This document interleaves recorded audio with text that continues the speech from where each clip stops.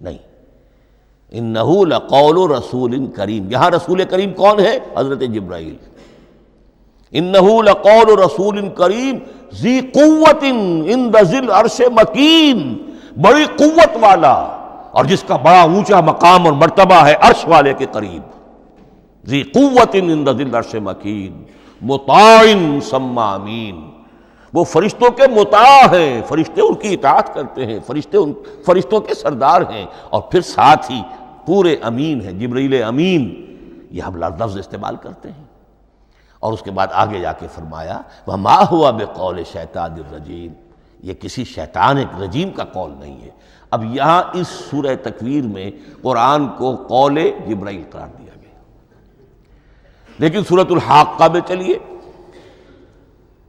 اس کے آخر میں آتا ہے اِنَّهُ لَقَوْلُ رَسُولٍ كَرِيمٍ وَمَا هُوَ بِقَوْلِ شَاعِرٍ قَلِيلًا مَا تُؤْمِنُونَ وَلَا بِقَوْلِ كَاهِنٍ قَلِيلًا مَا تَذَكَّرُونَ تنزیل من رب العالمین۔ یہاں اب رسول کریم سے مراد محمد الرسول اللہ صلی اللہ علیہ وسلم، یہ کسی شاعر کا قول نہیں ہے، کسی کاہن کا قول نہیں ہے، یعنی جس کے زبانی یہ قرآن لوگوں کے سامنے آ رہا ہے۔ جبرائیل کا قول ہو کر تو محمد پر نازل ہوا صلی اللہ علیہ وسلم، لیکن اب لوگوں کے سامنے وہ قول محمد بن کر آ رہا۔ انہ لقول رسول کریم وما هو بقول شاعر قلیلا ما تؤمنون ولا بقول کاہن قلیلا ما تذکرون تنزیل من رب العالمین۔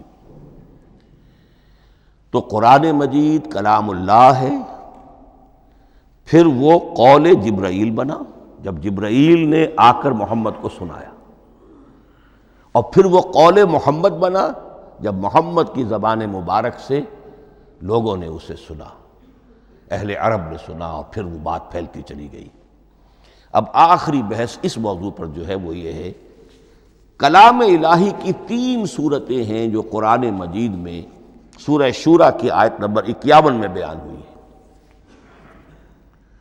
وَمَا كَانَ لِبَشَرٍ أَن يُكَلِّمَهُ اللَّهُ،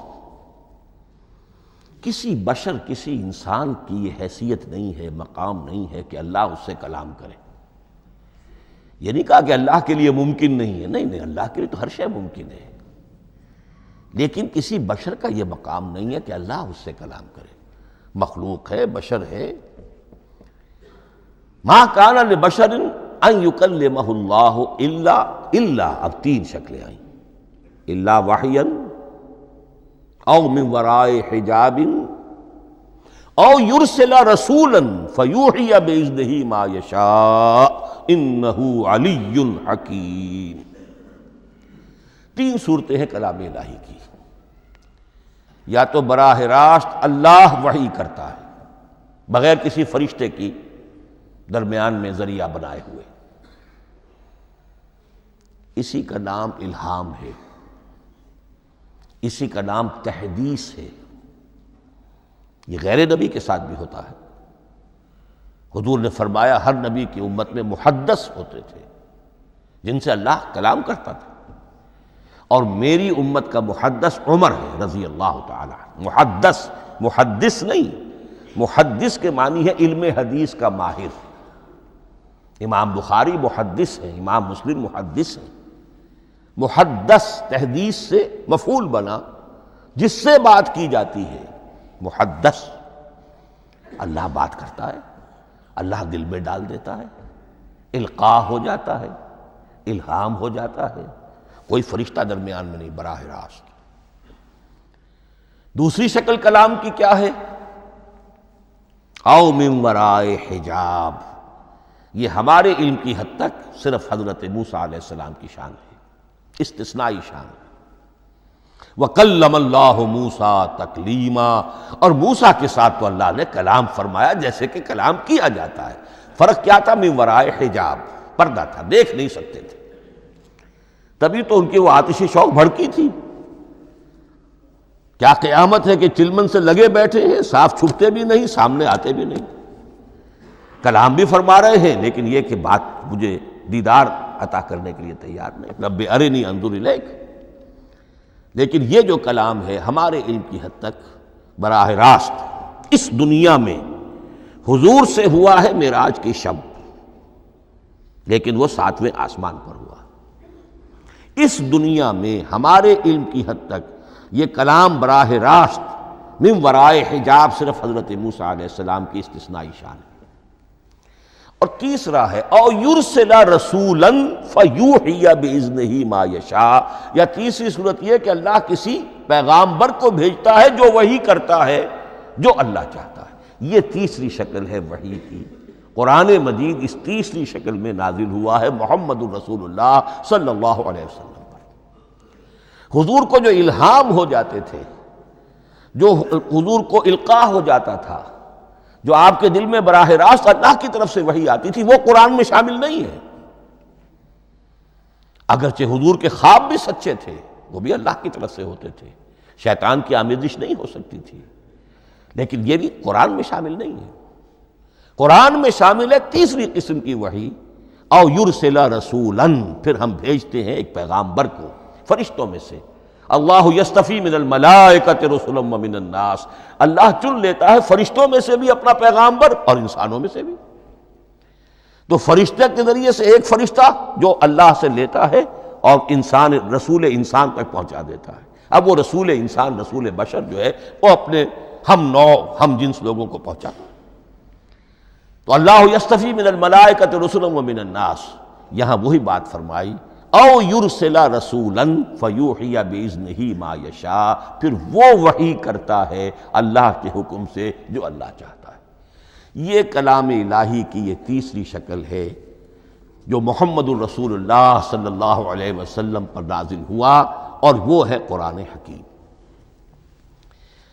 اب ایک اور بحث جو علمی ہے وہ یہ ہے کہ حضور پر جو اس کا نزول ہوا اس کی کیفیات کیا تھی۔ دو الفاظ استعمال ہوتے ہیں، انزال بھی اور تنزیل بھی۔ ان دونوں میں فرق کیا ہے اس کو نوٹ کر لینا چاہیے۔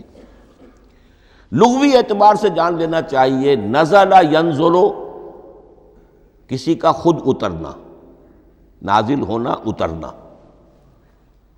انزل ینزل دفعتاً اتار دینا، کسی اور نے کسی شے کو دفعتاً نیچے اتار دیا۔ یہی مفہوم نزلہ کے ساتھ بے لگ جائے تو آ جاتا ہے، با کے ساتھ نزلہ بہی، یہ اتارنے کے مفہوم میں آئے گا۔ لفظی ترجمہ یہ بھی کر سکتے وہ اترا اس شے کے ساتھ۔ نزلہ بہ الروح الامین، اس کو لے کر نازل ہوا خود روح الامین فرشتہ علی قلبک، اے محمد صلی اللہ علیہ وسلم آپ کے قلب مبارک پر۔ تو نزلہ بے اور انزال اس کے معنی ایک ہی ہے، لیکن اگلا لفظ ہے تنزیل، نزل ینزل تنزیلا، اس کے معنی ہے رفتہ رفتہ، تدریجاً، نجماً نجماً، تھوڑا تھوڑا کر کے، وقفے وقفے سے اتارنا۔ جیسے عربی میں اعلام کہیں گے کسی کو کچھ بتا دینا، باخبر کر دینا، مطلع کر دینا، بھائی مطلع کر دیا میں نے، اب تم جانو تمہارا کام، یہ اعلام کہلائے گا۔ تعلیم کسے کہتے ہیں؟ سکھانا، درجہ بدرجہ، دیکھنا اس کی استعداد کیا ہے، آج یہ کیا بات سمجھ سکتا ہے، میں اتنے ہی درجے تک سمجھاؤں، اب کل میں اسے مزید سمجھاؤں گا، پرسوں مزید سمجھاؤں گا۔ یہ درجہ بدرجہ کسی شے کو سمجھانا، یہ تعلیم ہے۔ تو انزل ینزل انزالا، یہ ہے اتار دینا دفعتاً، اور نزل ینزل تنزیلا، یہ ہے تدریجاً اتارنا۔ اب قرآن مجید کے لیے یہ دونوں الفاظ مستعمل ہیں، لیلۃ القدر اور لیلۃ المبارکہ۔ اب یہ دو بھی نوٹ کر لیجئے، قرآن مجید میں چونکہ اہم مضامین کم سے کم دو جگہ پر ضرور آتے ہیں۔ انا انزلناہ فی لیلۃ القدر، یہاں انزلنا ہے، نزلنا نہیں ہے، انزلنا ہے، ہم نے اتارا اس کو لیلۃ القدر میں۔ اور باقی صورت تو آپ کو یاد ہوگی، وما ادراک ما لیلۃ القدر، لیلۃ القدر خیر من الف شہر، تنزل الملائکۃ والروح فیہا باذن ربہم من کل امر، سلام ہی حتی مطلع الفجر۔ لیکن یہ اہم مضمون قرآن مجید میں دوسری جگہ بھی ہے۔ سورہ دخان کے شروع میں فرمایا حامیم والکتاب المبین انا انزلناہ فی لیلۃ مبارکۃ انا کنا منذرین فیہا یفرق کل امر حکیم امرا من عندنا انا کنا مرسلین رحمتا من ربک انہ هو السمیع العلیم۔ یہ لیلۃ المبارکہ ہے، ایک ہی ہے۔ لیلۃ القدر اور لیلۃ مبارکۃ، ان دونوں کے لیے وہی انزلنا کا لفظ آیا۔ لیکن یہ کہ سابقہ کتابوں کے اعتبار سے قرآن مجید کا فرق واضح کیا گیا ہے۔ مثلا سورہ نساء کی آیت نمبر 136 بہت نمایاں ہے، بہت نمایاں ہے۔ وہاں فرمایا گیا یا ایھا الذین آمنوا آمنوا باللہ ورسولہ والکتاب الذی نزل علی رسولہ والکتاب الذی انزل من قبل، اے ایمان کے دعوے دارو حقیقتاً ایمان لاؤ، ایسے ایمان لاؤ جیسے ایمان لانے کا حق ہے، اللہ پر بھی اور اس کے رسول پر بھی، اور اس کتاب پر بھی جو اللہ نے اپنے رسول پر نازل فرمائی، اور اس کتاب پر بھی جو اللہ نے پہلے نازل فرمائی۔ لیکن نازل کے لیے یہاں آیا حضور کے لیے والکتاب الذی نزل علی رسولہ، تنزیل کی شکل میں، اور تورات کے لیے والکتاب الذی انزل من قبل، وہ تو دفعۃ واحداً لکھی ہوئی تختیوں کی شکل میں حضرت موسیٰ علیہ السلام کو دے دی گئی تھی۔ تو یا ایھا الذین آمنوا آمنوا باللہ ورسولہ والکتاب الذی نزل علی رسولہ والکتاب الذی انزل من قبل، یہ جو تنزیل ہوئی ہے حضور پر، یعنی لیلۃ القدر میں جو رمضان مبارک میں ہے، پورا قرآن لوح محفوظ سے، کتاب مکنون سے، ام الکتاب سے نقل کر کے اتار دیا گیا سمائے دنیا تک۔